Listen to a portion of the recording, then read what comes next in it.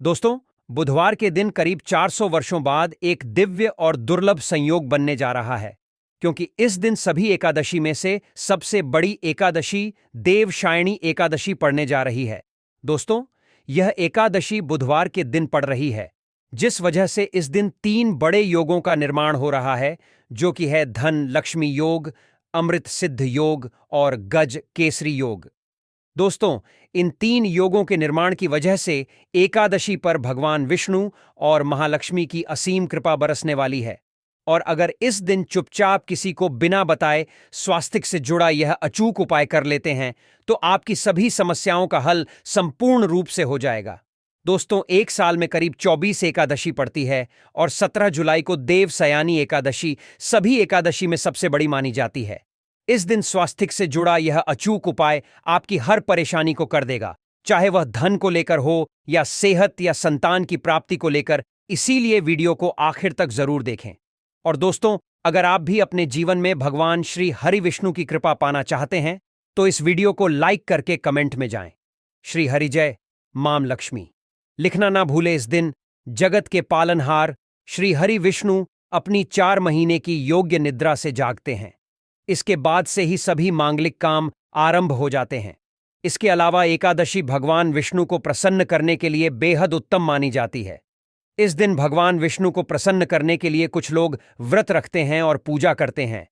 इस दिन सच्ची श्रद्धा और भक्ति भाव से भगवान विष्णु की पूजा करने से सभी मनोकामना पूर्ण होती है। दोस्तों, स्वास्तिक अत्यंत प्राचीन काल भारतीय संस्कृति में कल्याण का चिन्ह समझा जाता रहा है। इसीलिए कि किसी भी शुभ काम को करने से पहले स्वास्तिक चिन्ह अंकित करके उसका पूजन किया जाता है। मान्यता है कि ऐसा करने से कामों में सफलता मिलती है, क्योंकि स्वास्तिक के चिन्ह को शुभता का चिन्ह समझा जाता है। इस तरह स्वास्तिक का अर्थ अच्छा या मंगल करने वाला ऐसा बताया गया है। स्वास्तिक सर्वदा रुद्र, अर्थात सभी दिशाओं में सबका कल्याण हो। इस तरह स्वास्थ्य एक शब्द से किसी व्यक्ति या जाति विशेष का नहीं, परंतु संपूर्ण विश्व के कल्याण या वासुदेव की भावना निहित है। किसी भी शुभ काम को करने से पहले गणेश जी का नाम लेते हैं, और हिंदू धर्म में स्वास्तिक को गणेश जी का भी प्रतीक समझा जाता है। वैसे तो किसी भी शुभ काम को पहले स्वास्तिक बनाकर ही थाली में रखते हैं और पूजा करते हैं, क्योंकि ऐसा करने से परिवार में खुशियां बढ़ती हैं। स्वास्तिक में 4 तरह की रेखाएं होती हैं और इनका आकार भी एक समान ही होता है। रघुवेश की भाषा में स्वास्तिक को सूर्य का प्रतीक समझा गया है और उसकी 4 भुजा उपमा दी गई है। पौराणिक मान्यता है कि 4 दिशाओं यानी पूर्व पश्चिम उत्तर दक्षिण की ओर यह 4 भुजाएं इशारा करती हैं, और हिंदू धर्म में इनको 4 वेदों से जोड़कर भी कहा जाता है, यानी ऋग्वेद, यजुर्वेद, अथर्ववेद और सामवेद। स्वास्तिक की 4 रेखा सृष्टि से रचनाकार भगवान ब्रह्मा के 4 सिरों को दर्शाती हैं, और 4 पुरुषार्थ यानी 4 आश्रम, 4 लोग, 4 देवों यानी ब्रह्मा, विष्णु और गणेश की तुलना भी की गई है। इसके मध्य में जो बिंदु है, भगवान विष्णु की नाभि मानी जाती है, जिसमें से भगवान ब्रह्मा प्रकट होते हैं। और स्वास्तिक की 4 रेखाएं एक घड़ी की दिशा में चलती है, जो संसार की सही दिशा में चलने का चिन्ह है। यह है स्वास्थ्य महत्ता। इस एकादशी के दिन घर के मुख्य द्वार पर शुभ मंगल चिन्ह स्वास्तिक स्वरूप बनाए आप चावल और कुमकुम की सहायता से बना सकते हैं। चावल के घोल से बना सकते हैं, या फिर कुमकुम यानी सिंदूर और घी, सिंदूर और तेल मिलाकर के भी बना सकते हैं। ऐसा करने से वास्तु दोष दूर हो जाता है। इससे मनोकामना हो की पूर्ति हो जाती है। घर से क्लेश, कलह, बेचैनी दूर हो जाती है। तंत्र मंत्र क्रिया से भी रक्षा होती है। इसे शुभ काम के पहले अंकित किया जाता है, क्योंकि स्वास्तिक को मान सम्मान, सफलता और उन्नति का प्रतीक समझा जाता है। स्वास्तिक सभी दिशा से देखने पर एक ही सम्मान लगता है। आपने उल्टा स्वास्तिक ही देखा होगा, परंतु उल्टा स्वास्तिक के उपाय अलग होते हैं और सीधे स्वास्तिक के उपाय अलग होते हैं। अगर जीवन में बहुत परेशानियां हों, तो एकादशी के दिन तांबे या चांदी का स्वास्तिक प्राण प्रतिष्ठा करवाकर घर की चौखट पर लगवा दो।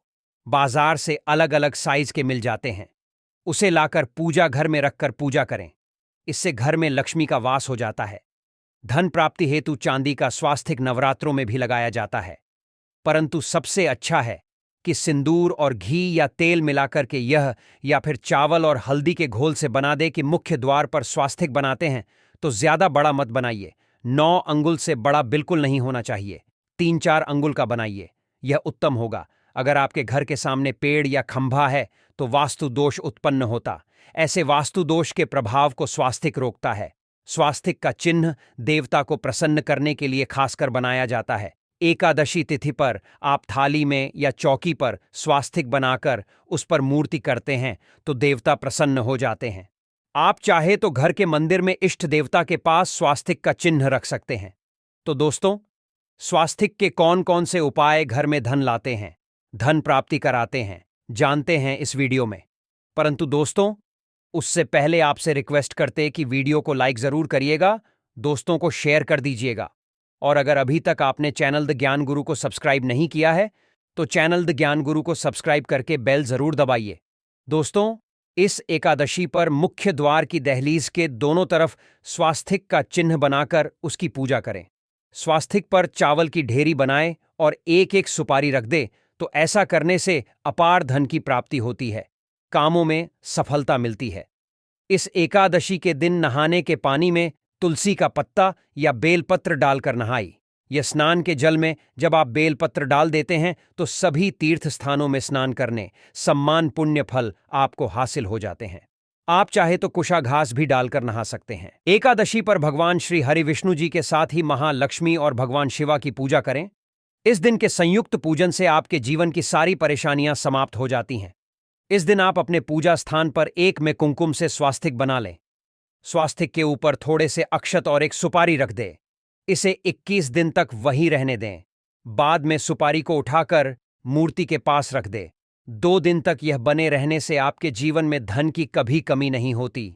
इस एकादशी पर आप यह उपाय कर लेंगे तो लंबे समय तक यह आपको लाभ देता रहे। पितरों की कृपा पाने के लिए भी स्वास्तिक काम आता है। इसके लिए स्वास्थ्य का चिन्ह घर के मुख्य द्वार के गोबर से बनाना चाहिए। इससे घर की सुख शांति बनी रहती है, पितरों की कृपा बरसती है।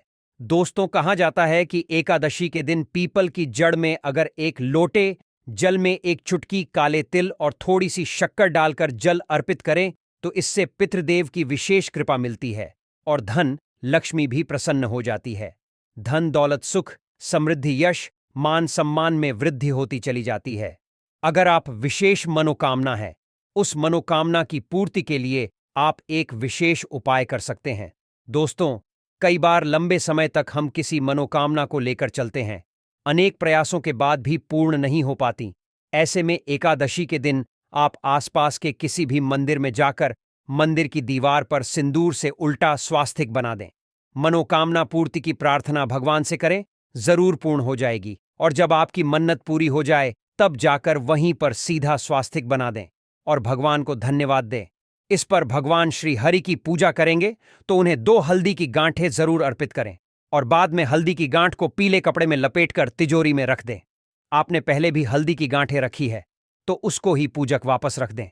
दोस्तों, एकादशी पर विष्णु जी की पूजा में उन्हें केसर कमल का पुष्प के लिए गेंदे का फूल अर्पित करें। जिस थाल को आप गन्ने से बजाएंगे उस थाल में भी सिंदूर से एक स्वास्तिक का चिन्ह जरूर बना लें। उस स्वास्तिक की तरफ 2 खड़ी रेखाएं भी बनाएं। फिर उस थाली को बजाते हुए प्रभु को जगाए मंगलाचार कीजिए। यह स्वास्तिक का चिन्ह आपके जीवन की सारी परेशानी को दूर करेगा, जीवन में खुशी आएगी। इस एकादशी के दिन विशेष मंत्र का जाप जरूर करें। आप मंत्र का जाप कर सकते हैं या फिर विष्णु जी के महामंत्र ओम नमो भगवते वासुदेवाय नमः का इनमें से किसी भी एक मंत्र का जाप कर सकते हैं। जो भी मंत्र आसान लगे उसका जाप कर ले। इस एकादशी के दिन अपनी मनोकामना की पूर्ति के लिए यह उपाय कर सकते हैं। आप तुलसी में जल अर्पित करेंगे, तब एक लोटे में जल लेकर उसमें एक चुटकी हल्दी, 2-4 बूंदे दूध, थोड़ी सी मिश्री और एक चुटकी अक्षर डालकर भी अर्पित करें और शाम के समय तुलसी के समक्ष घी का दीपक जलाए। इस दीपक में एक सिक्का रख दें और बाद में इस सिक्के को उठाकर संभाल के रखें। तुलसी को विष्णु प्रिय भी कहते हैं, इसलिए देवता जब जागते हैं तो सबसे पहले प्रार्थना तुलसी की सुनते हैं। वैसे यह रोज के दीपक में भी आप डालकर दीपक जला सकते हैं। ऐसा करने से सिद्ध हो जाएगा। फिर जब भी महत्वपूर्ण काम से आप घर से बाहर है तो इस सिक्के को साथ में रखकर निकले। आपको काम में सिद्ध जरूर हासिल होगी। इस दिन दीपक का उपाय जरूर ही करें। एक दीपक घर के मुख्य द्वार पर अंदर की तरफ से या फिर पास के किसी मंदिर में एक दीपक, तुलसी के नीचे एक दीपक अपने घर के पूजा स्थान पर इस दिन जरूर जलाएं। पूजा के बाद जरूर करें। आरती की थाल में कुमकुम से स्वास्तिक बनाकर उस पर फूलों की पंखुड़ी और थोड़े अक्षत रखकर फिर दीपक जलाकर प्रभु की आरती करें। सर्वोत्तम होगा, परंतु याद रखें कि भगवान श्री हरि विष्णु को अक्षत अर्पित नहीं किए जाते, मां लक्ष्मी को अर्पित किए जाते हैं। अगर विष्णु जी को अर्पित करना चाहते हैं तो हल्दी से रंगाकर ही पीले अक्षत अर्पित करें। तो दोस्तों, विधि विधान से इस दिन पूजा आराधना करें, स्वास्तिक के जरूर करें और विष्णु जी के साथ ही शिवाजी और माता लक्ष्मी की असीम कृपा को सुंदर बनाए। दोस्तों, भगवान विष्णु की कृपा के लिए इस एकादशी के दिन स्नान करते समय पानी में एक चुटकी हल्दी डाल लें। इसके बाद स्नान करें और पीले रंग के वस्त्र धारण करके भगवान विष्णु की विधि विधान से साधना करें। इस एकादशी के दिन श्री हरि का सबसे पहले गाय के दूध से और फिर शंख में गंगाजल भरकर भोग कराए। इसके बाद उन्हें पीले रंग के वस्त्र अर्पित करें। मान्यता कि इस एकादशी के दिन ऐसा करने से भगवान विष्णु का विशेष आशीर्वाद हासिल होता है। इस एकादशी के दिन भगवान विष्णु की पूजा करते समय उन्हें केसर अथवा पीले चंदन का तिलक लगाए, साथ ही साथ भगवान विष्णु के प्रिय पीले रंग के फूल और पीले फल चढ़ाए। मान्यता है कि इस उपाय को करने से भगवान विष्णु शीघ्र ही प्रसन्न होकर भक्तों को मनचाहा आशीर्वाद देते हैं। आपके नजदीक भगवान विष्णु का मंदिर ना हो तो आप भगवान विष्णु के अवतार भगवान श्री कृष्ण की मूर्ति की भी पूजा करके इस एकादशी का पुण्य फल हासिल करें। ईश्वर की साधना आराधना में मंत्र जप का विशेष महत्व होता है। ऐसे में श्री राम दरबार की तस्वीर अपने घर में लेकर आए और श्री राम दरबार की तस्वीर का पूजन करें, या उनकी मूर्ति या उनसे जुड़ी किसी तरह की कोई चीज आपके पास है तो आप उनका पूजन करें। सारे देवी देवताओं का आपको आशीर्वाद मिल जाता है। हनुमान से लेकर सीता माता, भगवान श्री राम और अन्य देवी देवताओं का भी आशीर्वाद मिल जाता है। निश्चित तौर पर अपने घर के पूजा घर में एक साथ आप यह तस्वीर रख सकते हैं। इससे आपके जीवन में राज्य योग की हासिल हो सकती है। दोस्तों, इसी तरह यदि आप अपने घर के पूजा घर में या किसी अन्य स्थान पर यदि कोई तस्वीर रखना चाहते हैं और उसे लगाकर अपने घर में लाभ हासिल करना चाहते हैं तो अपने घर में या पूजा को निश्चित तौर पर त्रिदेव की तस्वीर या मूर्ति एक ही स्थान पर लाकर जरूर रखनी चाहिए। ब्रह्मा, विष्णु और महेश, इन तीनों की संयुक्त से एक साथ तस्वीर अपने घर के मंदिर में या अपने घर में कहीं भी लाकर रख देनी चाहिए। समझा जाता है कि इन तीन देवताओं के एक साथ दर्शन करने मात्र से हमारे बड़े से बड़े विघ्न और बड़े से बड़े कष्ट ऐसे ही समाप्त हो जाते हैं। इसी वजह से इनकी एक साथ में तस्वीर या मूर्ति लाकर आपको पूजा जरूर करनी चाहिए। दोस्तों, अब बात करते हैं कि कुछ ऐसी तस्वीरें होती हैं या ऐसी मूर्तियां होती हैं जिनको आपको अपने पूजा घर में स्थान ही नहीं देना चाहिए। यदि आपने इन तस्वीरों को या मूर्ति को अपने घर के पूजा घर में स्थान दिया है तो समझ लीजिए कि आपको कंगाली का सामना करना पड़ेगा या फिर देवी देवताओं की क्रोध का सामना करना पड़ेगा। दोस्तों, एक बात बता कि मंदिर में कभी भी विषम संख्या में गणेश जी की मूर्तियां ना रखें। जैसे कि 1, 3 या 5 ऐसे रखना अशुभ समझा जाता है। 2 मूर्तियों को एक साथ रखना शुभ समझा गया है। यदि आप सिर्फ गणेश जी की मूर्ति रखते हैं तो इसके अलावा किसी भी तरह की मूर्ति आपको नहीं रखनी चाहिए। दोस्तों, मूर्ति स्थापित करते वक्त ध्यान दे कि गणेश जी का चेहरा सदैव घर के मुख्य दरवाजे की तरफ होना चाहिए ताकि आपको अच्छे और धन लाभ की हासिल हो। और इस बात का ध्यान रखें कि घर में अंगूठे से बड़े आकार का शिवलिंग आपको भूल कर भी नहीं रखना चाहिए। सदैव एक छोटा सा शिवलिंग रखें और इससे ज्यादा शिवलिंग नहीं रखने चाहिए। दोस्तों, वैसे तो कोई अपने घर में शिवलिंग रखना ही नहीं चाहिए। उसके बाद भी यदि रखते हैं तो अंगूठे से बड़े आकार का शिवलिंग आपको नहीं रखना चाहिए। आप छोटा शिवलिंग रख दें और ध्यान रखें कि एक से ज्यादा शिवलिंग आपको भूलकर भी नहीं रखने हैं।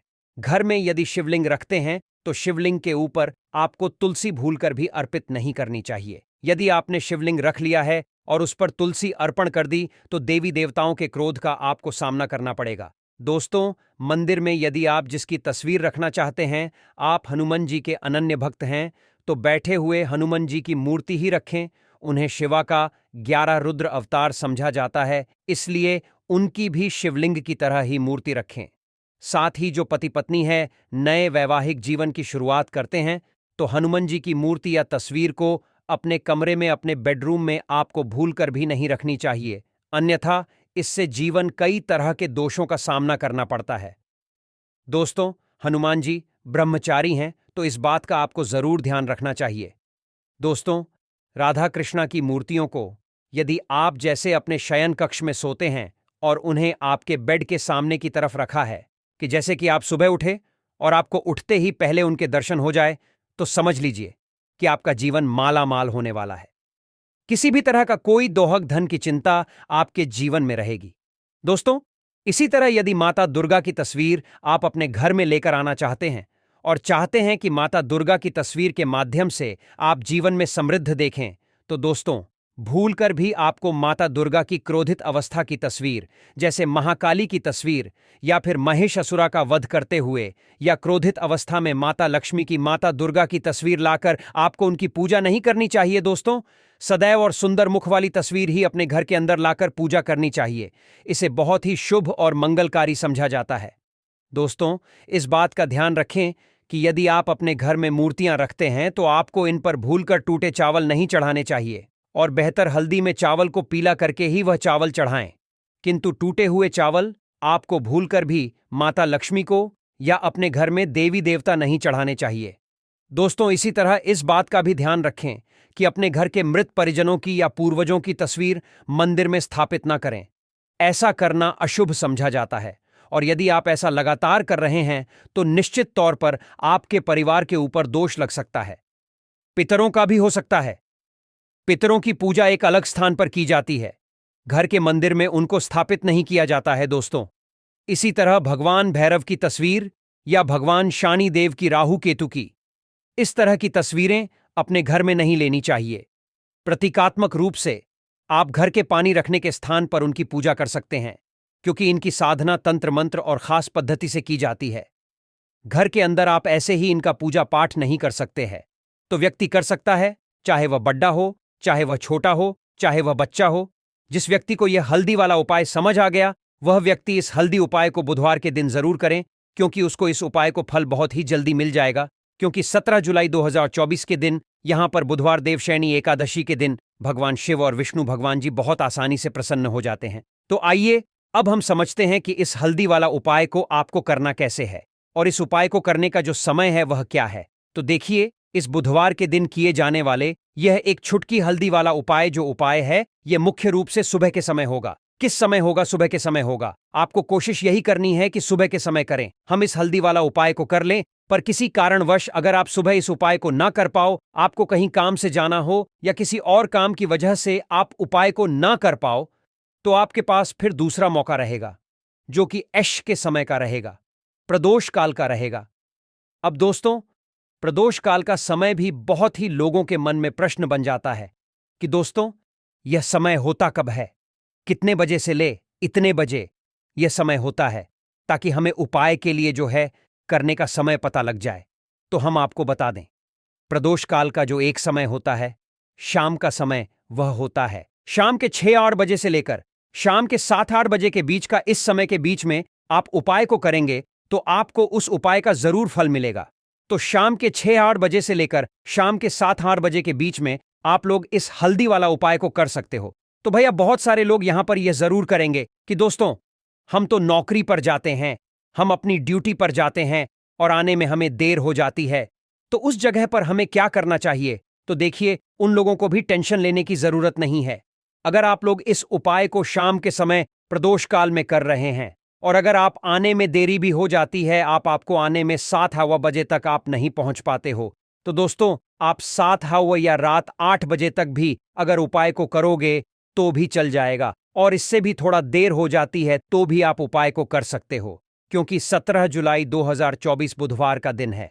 यह दिन बहुत ही कम आता है पूरे साल भर में, इसलिए जब आपको मौका मिल जाए तब आप इस उपाय को जरूर कर लेना। कोई भी उपाय हो, आप कभी भी कर सकते हो।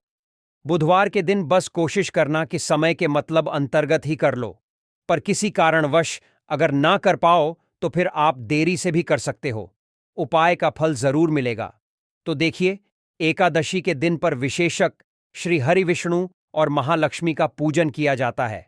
अब साथ ही साथ बुधवार का दिन भी गया है, तो ऐसा समझ लीजिए आपके जीवन में धन भी आएगा, सुख भी आएगा, धन बढ़ेगा भी, और साथ ही साथ आपके जीवन के सारे संकटों को संकट मोचन हनुमान जी दूर कर देंगे। तो चलिए सबसे पहले बात कर लेते हैं सबसे पहले उपाय की, जो कि देवशयनी वाले दिन आपको विशेषकर करना है। और इस उपाय को करने से आपकी कोई भी ऐसी इच्छा, कोई भी विश जो अभी तक अधूरी है, पूरी नहीं हो रही है, आपकी से विश और मनोकामना भी पूरी हो जाती है। जब आप देवशयनी एकादशी वाले दिन इस पहले उपाय को कर लेते हैं, तो देखिए, आप सभी जानते हैं कि श्री हरि विष्णु जो है, उन्हें तुलसी दल सबसे प्रिय है। बिना तुलसी माता के श्री हरि विष्णु अधूरे हैं, और बिना तुलसी पत्तों के श्री हरि विष्णु का भोग अधूरा है। अब श्री हरि विष्णु प्रसन्न करके आप अपनी मनोकामना को पूरा कर सकते हैं, क्योंकि श्री हरि विष्णु प्रसन्न हो गए तो आपकी कोई भी विश और इच्छा, मनोकामना अधूरी नहीं रहेगी। तो आपको तुलसी के 5 पत्ते लेने हैं। अब जिस दिन एकादशी है, उस दिन तुलसी के पत्ते ना तोड़े, पहले से ही तोड़कर रख ले। अब यह 5 तुलसी के पत्ते जो आपने लिए हैं, यह 5 तुलसी के पत्ते आपको श्री हरि विष्णु को अर्पित करने हैं, अपने घर के मंदिर में ही। ठीक है, ऐसा आपको करना है। आपके घर में श्री हरि विष्णु की कोई मूर्ति है, प्रतिमा है, वहां पर यह 5 तुलसी के पत्ते आप रखें, और साथ ही साथ एक देसी घी का दीपक गोल बाती का आपको लगाना है। और एयूएम नमो भगवते वासुदेवाय नमः, इस मंत्र का आपको 11 बार जप करना है। देखो मंत्र कौन सा है, ओम नमो भगवते वासुदेवाय नमः। और फिर श्री हरि विष्णु से अपनी विश, अपनी इच्छा, अपनी मनोकामना कह देना, और देखना आपकी विश और इच्छा, जो भी आपकी मनोकामना है, जो भी अपने जीवन में आपको चाहिए, अगर निर्धनता बहुत है, आप अपने घर से गरीबी को दूर करना चाहते हैं, या फिर धन आपका रहता नहीं है, आप चाहते हैं